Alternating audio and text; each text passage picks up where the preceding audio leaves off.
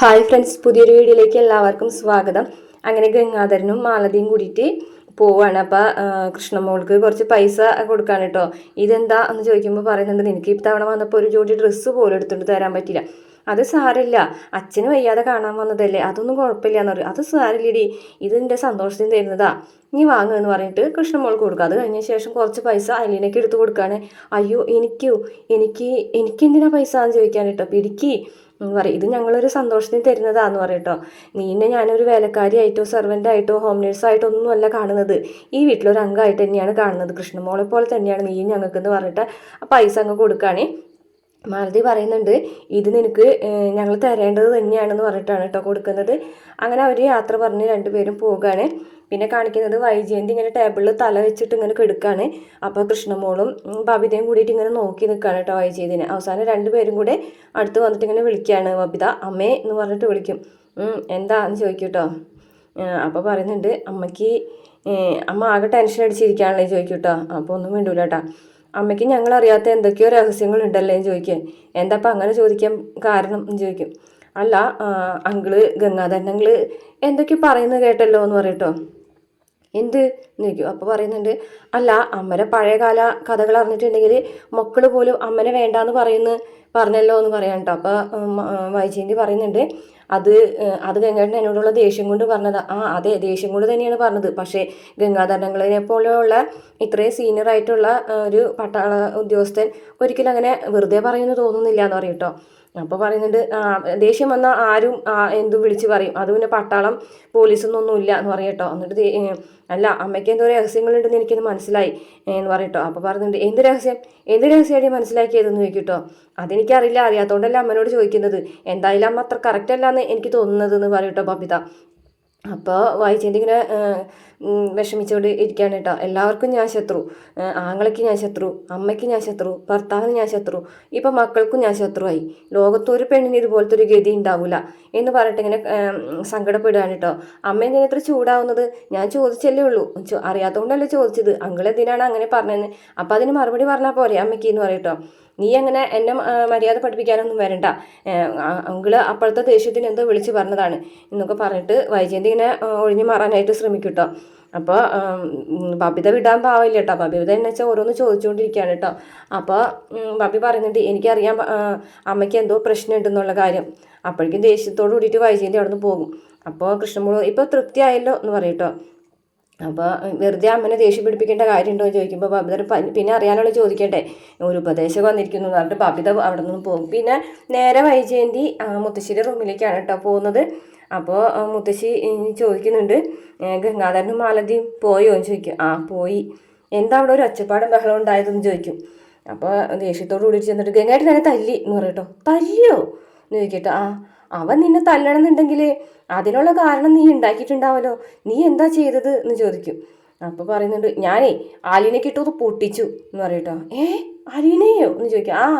അത് ഗംഗാടൻ അത്ര ഇഷ്ടപ്പെട്ടിട്ടില്ല, എല്ലാവരും കൂടെ അവളെ തലേ കയറ്റി വെച്ചിരിക്കുക എന്ന് പറയട്ടോ. നീ എന്തിനാണ് ആ പെൺകുട്ടിനെ തല്ലിയത് എന്ന് ചോദിക്കുകയാണേ. അപ്പോൾ പറയുന്നുണ്ട്, അതെ ബാലേന്ദ്രനെ ബെല്ലടിച്ചപ്പോൾ ഞാനാണ് ബാലേന്ദ്രൻ മുറിയിലേക്ക് ചെന്നത്. അപ്പോൾ ബാലേന്ദ്രൻ എന്നെ മുറിയിൽ നിന്ന് ഓടിച്ചു, എന്നോട് ആ റൂമിലേക്ക് കടക്കരുതെന്ന് പറഞ്ഞു. നീ ഇതിന് അലീനെ തല്ലുന്നത്? അവൾക്ക് മാത്രം അവിടെ ചെല്ലാനുള്ള അവകാശമുള്ളൂ, അവൾ മാത്രമേ കാണാൻ പാടുള്ളൂ. ഇതെന്താ ഇങ്ങനെയാണോ ഓരോരോ കാര്യങ്ങൾ ചെയ്യുന്നത്? എടി, നീ ചെല്ലുന്നത് ഇഷ്ടമില്ലെങ്കിൽ നീ തൽക്കാലത്തേക്ക് അവിടേക്ക് പോകണ്ട, അതൊരു പ്രശ്നമാക്കി എടുക്കണത് എന്തിനാണെന്ന് ചോദിക്കും കേട്ടോ. അതെന്ന് വെച്ചിട്ട് അത് വിട്ടുകൊടുക്കാണോ? ബാലേന്ദ്രൻ അവളെ മാത്രം കണ്ടാൽ മതിയാ, ഞാനല്ലേ ഭാര്യ എന്ന് ചോദിക്കും. നിനക്ക് സംശയമാണോ എന്ന് ചോദിക്കാൻ കേട്ടോ മുത്തശ്ശി. അപ്പോൾ പറയുന്നുണ്ട്, ഇതൊക്കെ സംശയമില്ലാണ്ട് പിന്നെ എന്തെന്ന് പറയാ, ഞാൻ കാണാൻ പാടില്ല, ഞാൻ ചെല്ലാൻ പാടില്ല, ഏത് നേരം വേലക്കാരിനെ കണ്ടാൽ മതി, ഇതിന് ഞാൻ പിന്നെ എന്താ പറയുക എന്ന് ചോദിച്ചിട്ട് ദേഷ്യത്തോട് കൂടിയിട്ട് വൈജയന്തി നിൽക്കുകയാണേ. അപ്പോൾ വൈജയന്തി പറയുന്നുണ്ട്, ഇതങ്ങനെ ഞാൻ വെറുതെ വിടാനൊന്നും തീരുമാനിച്ചിട്ടില്ല, അവളെ ഞാനിവിടെ നോട്ടിക്കും.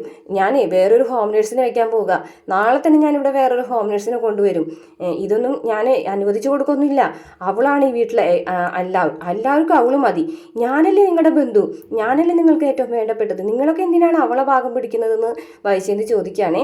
അപ്പോൾ ഗംഗേട്ടന് അവളെ താല്പര്യം, ബാലേന്ദ്രന് അവളെ വേണം, എല്ലാവർക്കും അവളെ വേണം, എന്നെ ആർക്കും വേണ്ട, എൻ്റെ കൂടെയാണ് നിങ്ങളെല്ലാവരും നിൽക്കേണ്ടത്. ഒരു പ്രശ്നം വരുമ്പോൾ ഒറ്റക്കെട്ടായിട്ട് കുടുംബത്തിലുള്ളവരാണ് നിൽക്കേണ്ടത്, എല്ലാവരും വേലക്കാരിയുടെ കൂടെ അല്ല നിൽക്കേണ്ടത് എന്ന് വൈജയന്തി പറയുകയാണേ. അപ്പോൾ മുത്തശ്ശി പറയുന്നുണ്ട്, നീ ചെയ്യുന്നതും പറയുന്നതും ഒക്കെ തെറ്റാണ്, എൻ്റെ വൈജയെ നിന്നെനിക്ക് തിരുത്താൻ പറ്റുന്നില്ലല്ലോ എന്നൊക്കെ പറഞ്ഞിട്ട് മുത്തശ്ശി ആകെ ദേഷ്യപ്പെടുകയാണ് കേട്ടോ. അതിനുശേഷം വൈജയന്തി പറയാണ്, അത് ഗംഗേട്ടനോട് അമ്മ വിളിച്ച് പറയണം, പിള്ളേരെ മുന്നിൽ വെച്ച് അങ്ങനെയൊന്നും പറയരുത്. എന്ത് പറയരുതെന്ന്? ആഗ്രയിലെ കാര്യങ്ങളൊക്കെ അറിഞ്ഞിട്ടുണ്ടെങ്കിൽ എൻ്റെ മക്കൾ പോലും എന്നെ അവഗണിക്കുന്നതാണ്, അവരെ മുന്നിൽ വെച്ചിട്ടാണ് പറഞ്ഞതെന്ന് പറയട്ടോ. അപ്പോൾ മുത്തശ്ശി പറയുന്നുണ്ട്, അത് ശരിയാ, ആഗ്രയിലെ കാര്യം പിള്ളേരെങ്ങാനും അറിഞ്ഞിട്ടുണ്ടെങ്കിലേ പിന്നെ കാര്യം അറിയാലോ, പിള്ളേരും ബാലേന്ദ്രനും അത് അറിഞ്ഞിട്ടുണ്ടെങ്കിൽ നീ പിന്നെ ജീവിച്ചിരുന്നിട്ട് കാര്യമില്ല.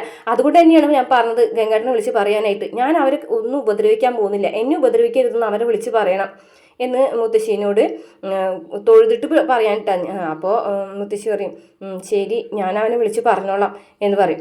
പിന്നെ കാണിക്കുന്നത് ബബിതയും രോഹിത്തും കൃഷ്ണമോളും കൂടെ എന്നിട്ട് ഇങ്ങനെ ആലോചിക്കുകയാണേ. അപ്പോൾ ബബിത പറയുന്നുണ്ട്, ഇതിങ്ങനെ വിട്ടാൽ പറ്റില്ല, അച്ഛനോടും അമ്മനോടും നമുക്ക് സംസാരിക്കണം, നമ്മളെ അലീനനെ എന്തായാലും ഇവിടെ നിന്ന് പറഞ്ഞയക്കണം. അലീന വന്നതിന് ശേഷമാണ് ഈ ഒരു വീട് ഇങ്ങനെ ആയിത്തീർന്നത്. അച്ഛനും അമ്മയും തമ്മിൽ ഇപ്പോൾ പിണങ്ങി നിൽക്കാൻ കാരണം അലീന തന്നെയാണ്. അപ്പോൾ രോഹിത് പറയുന്നുണ്ട്, ഞാൻ പറയില്ല, പക്ഷെ ഞാൻ നിങ്ങളുടെ കൂടെ നിൽക്കാം എന്ന് പറയട്ടോ.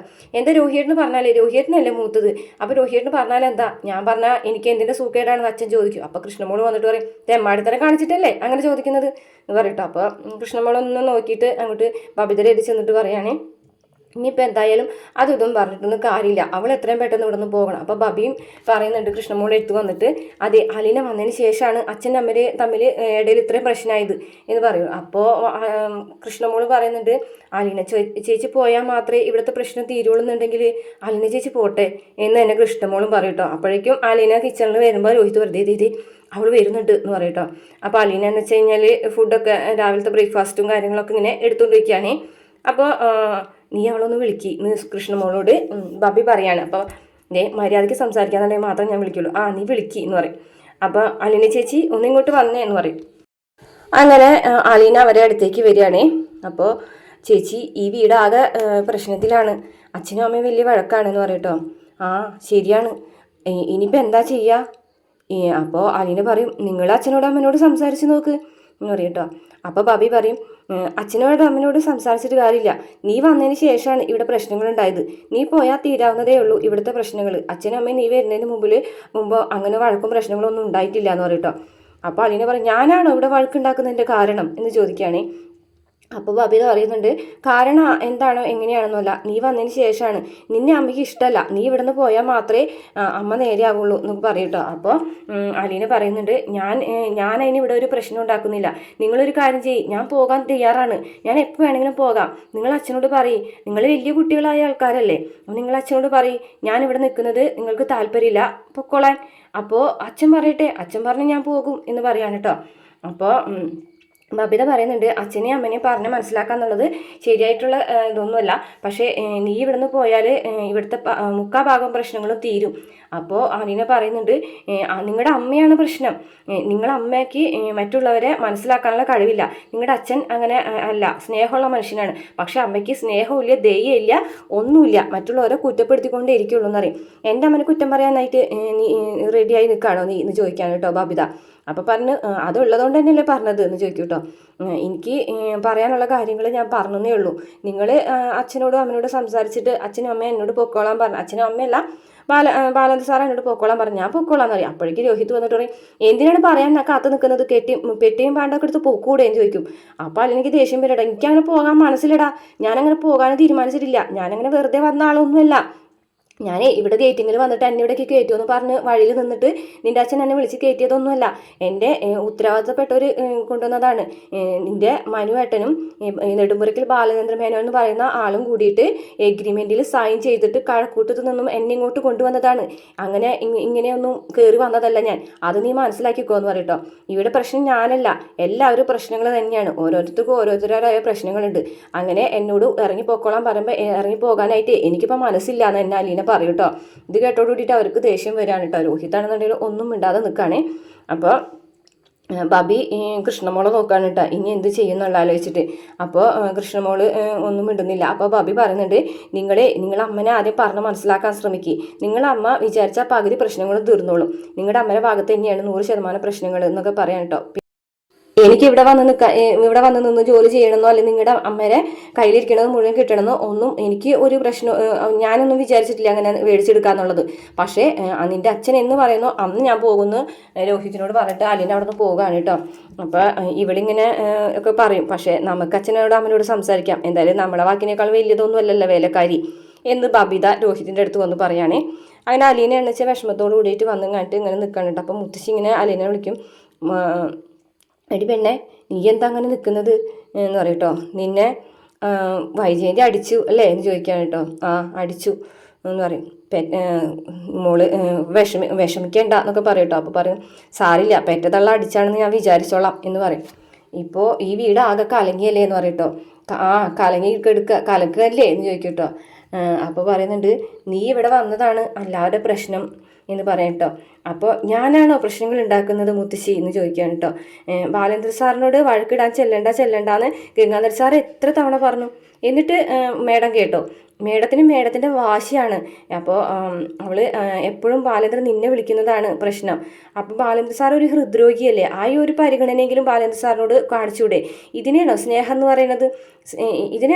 സ്നേഹം എന്ന് പറയുന്നതെന്നൊക്കെ അലീന ചോദിക്കുമ്പോൾ മുത്തശ്ശി പറയും, ഇത് എടി അതങ്ങനെയല്ല, അവൾക്ക് വാശിയാണ്, വാശി എന്ന് പറയും കേട്ടോ. അതുകൊണ്ടാണ് നീ ഇവിടെ നിൽക്കുന്നത് അവൾക്ക് ഇഷ്ടമല്ല, കൂടെ നിന്നെ ബാലേന്ദ്രൻ വിളിക്കുന്നത് ഇഷ്ടമല്ല എന്നൊക്കെ പറയട്ടോ. അപ്പോൾ പറയുന്നുണ്ട് ഞാനിവിടുന്ന് പോകാൻ തയ്യാറാണ് മുത്തശ്ശി, പക്ഷെ ആ നിമിഷം ബാലേന്ദ്ര സാർ ഇവിടുന്ന് പോകുന്നതാണ് പറയുന്നത് എന്ന് പറയട്ടോ. അവൻ എന്താ അങ്ങനെ പറയുന്നത് എന്ന് ചോദിക്കുകയാണ് കേട്ടോ. അതൊന്നും എനിക്കറിയില്ല, സാറ് പറഞ്ഞതേ വേറെ ഫ്ലാറ്റ് എടുത്ത് എറണാകുളം തന്നെ വേറെ ഏതെങ്കിലും ഫ്ലാറ്റ് എടുത്തിട്ട് അവിടെ തൊട്ട് മാറാമെന്നാണ് സാറ് പറയുന്നത്. അപ്പോൾ അതെങ്ങനെയാണ് ശരിയാവും മോളെ? ആൾക്കാർ വല്ലതും പറയില്ലേന്ന് ചോദിക്കട്ടോ. എനിക്ക് ആൾക്കാരെ ബോധിപ്പിക്കേണ്ട കാര്യമൊന്നുമില്ല, എനിക്കറിയാം ബാലേന്ദ്ര സാർ എന്നെ എങ്ങനെയാണ് കാണുന്നത്. ഞാൻ ബാലേന്ദ്ര സാറിനെ ഒരു അച്ഛനായിട്ടും ബാലേന്ദ്ര സാർ എന്നെ ഒരു മോളായിട്ടുമാണ് കാണുന്നത്. പിന്നെ പുറത്ത് കയറി നിന്ന് ആൾക്കാരോട് വിളിച്ച് പറയേണ്ട കാര്യമൊന്നും എനിക്കില്ല എന്ന് പറയും കേട്ടോ. നീ ഇങ്ങനെ പറയില്ലേ മോളെ എന്നൊക്കെ പറയുന്നുണ്ട് കേട്ടോ. അപ്പോൾ പറയുന്നുണ്ട് മുത്തശ്ശിക്ക് ഞാനിവിടുന്ന് പോയാൽ മതി എന്ന് തന്നെയാണല്ലേ എന്ന് ചോദിക്കുന്നു. ഒരു കുടുംബം കലങ്ങല്ലേ മോളെ, അതിൻ്റെ വേദനയിൽ പറഞ്ഞതാണെന്ന് പറയട്ടോ.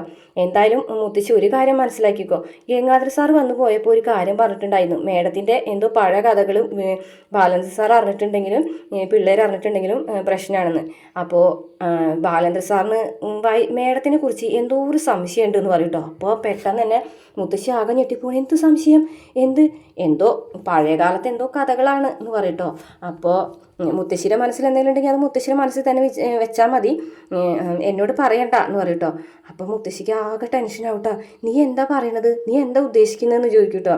അല്ല ഇങ്ങനെ ഒരു അകൽച്ച കാണിക്കണമെന്നുണ്ടെങ്കിൽ എന്തെങ്കിലും അതിലൊരു കാരണം ഉണ്ടാവുമല്ലോ എന്ന് ചോദിക്കുകയാണ് കേട്ടോ. എന്ത് കാരണം, എന്ത് എന്ന് ചോദിക്കും കേട്ടോ. അതൊന്നും എനിക്കറിയില്ല, എന്തായാലും സാറിന് എന്തോ ഒരു ഇത് കിട്ടിയിട്ടുണ്ട്, അതുകൊണ്ടായിരിക്കും ഇങ്ങനെയൊക്കെ പറയുന്നത്. ഗംഗാധര സാറ് പറഞ്ഞത് ഞാനും കൂടെ കേട്ടതാണ് എന്ന് പറയട്ടോ. അവൻ അങ്ങനെ എന്തെങ്കിലും പറഞ്ഞോ? അങ്ങനെയൊന്നും പറഞ്ഞിട്ടല്ല, എന്തായാലും ഒന്നും മനസ്സിൽ വെക്കുന്നത് നല്ലതാണ്, ഇങ്ങനെ എന്തെങ്കിലും അറിഞ്ഞിട്ടുണ്ടോ എന്നുള്ളതെന്ന് പറയട്ടോ. അപ്പം മുത്തശ്ശിക്ക് ആകെ ടെൻഷൻ ആവാണ് കേട്ടോ. അപ്പം മുത്തശ്ശിക്കും ചെറിയൊരു സംശയം തോന്നി തുടങ്ങി, ഇനി ബാലേന്ദ്രൻ എന്തെങ്കിലുമൊക്കെ അറിഞ്ഞിട്ടുണ്ടാവുമോ എന്ന്. അത്രയാണ് ഇന്നത്തെ എപ്പിസോഡിൽ കാണിക്കുന്നത്. നാളത്തെ എപ്പിസോഡിലെ പ്രമോല് കാണിച്ചിട്ടുള്ളത് ഗോവർദ്ധൻ വന്നിട്ട് വൈജയന്തിയോട് പറയാണ് സെക്രട്ടറി ആയിട്ട് നിയമിച്ചു അലീനനെ എന്ന് പറയാണ്. വൈജയന്തി ആണെങ്കിൽ വാശിയാണ് വേറെ ഹോം നേഴ്സിനെ കൊണ്ടുവരുന്നുള്ളത്.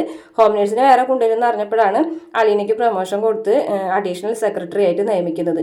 അങ്ങനെ രണ്ട് പേരും ഭയങ്കര വാശിയും ഇതൊക്കെ ആയിട്ടുള്ള കാര്യങ്ങളാണ് കേട്ടോ നാളത്തെ പ്രമോല് കാണിക്കുന്നത്.